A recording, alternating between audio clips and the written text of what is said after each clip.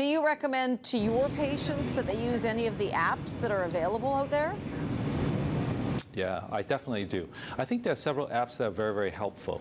What apps can really help is not only can patients now find information about their illnesses, they can actually use apps to start measuring how their own body specifically respond. For example, tracking your calories. We can, as counselors, say, well, usually 2,000 calories is helping you to maintain your weight, but each person has different caloric burn. And so, for example, my son can eat a lot more than I do.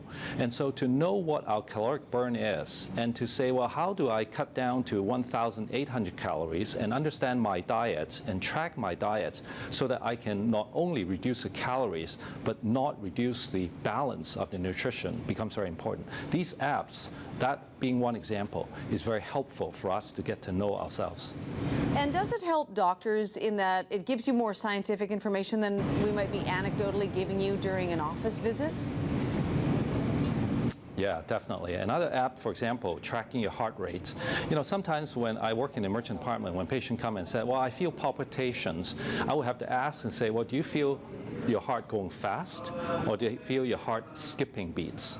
If a person says, well, I'm having palpitations, and here's a bit of a tracking sample of what my heart looks like, I can look at that strip and start to extract a little bit about what the patient means. Now, having said that, most apps are consumer-grade accuracy, meaning that it's not really for hospitals, but that still gives us as health professionals more information than just asking the patient, and the patient can also give us more information than just verbally answering us. And how, as patients, can we determine whether we're using an app that's valid or legitimate? Yeah, and so I think there are 4 steps that patient can take to really improve the use of apps to help themselves. Number 1 is to understand their own illnesses or own healthy pursuits and how technology can help. So be an active consumer of health information. Number 2 is to then start thinking, well, what specific areas in my life I need some help on? Do I need to track calories, exercise, etc.?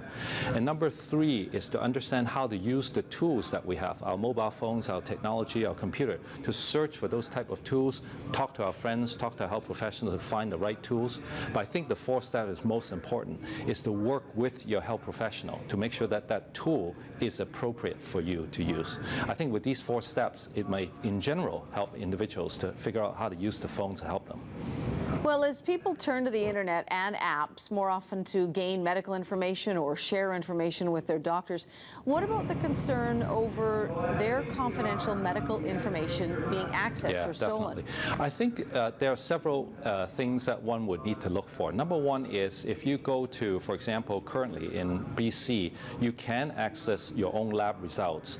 Those organizations usually have legislations that govern them so that your privacy won't be compromised. However, if you go on the app world, you need to watch out for the policies of the app world. We've all heard about, for example, Facebook changing its policies of privacy and leading to people's information get disclosed. So there is a risk that when you participate and check out health apps, that there's that risk. But it's always a bit of a trade-off. And so you may want to understand that app and what their policies are and continue to track the policies. And 2 is, does that app really help you in helping you to improve health? And I think that's when a health professional can help you determine whether that's the right app for you or not.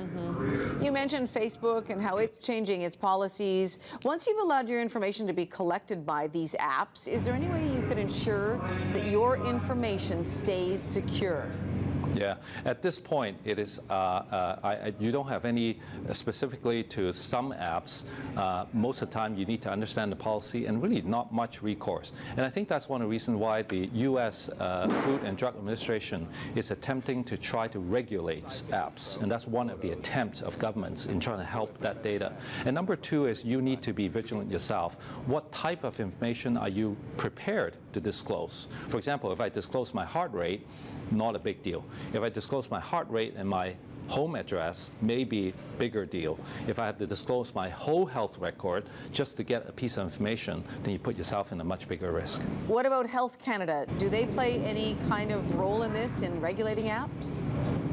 Yeah, I think Health Canada in general is very keenly interested in this area and also very interested in understanding the whole area of e-health, how technology can really help improve access and improve quality of care.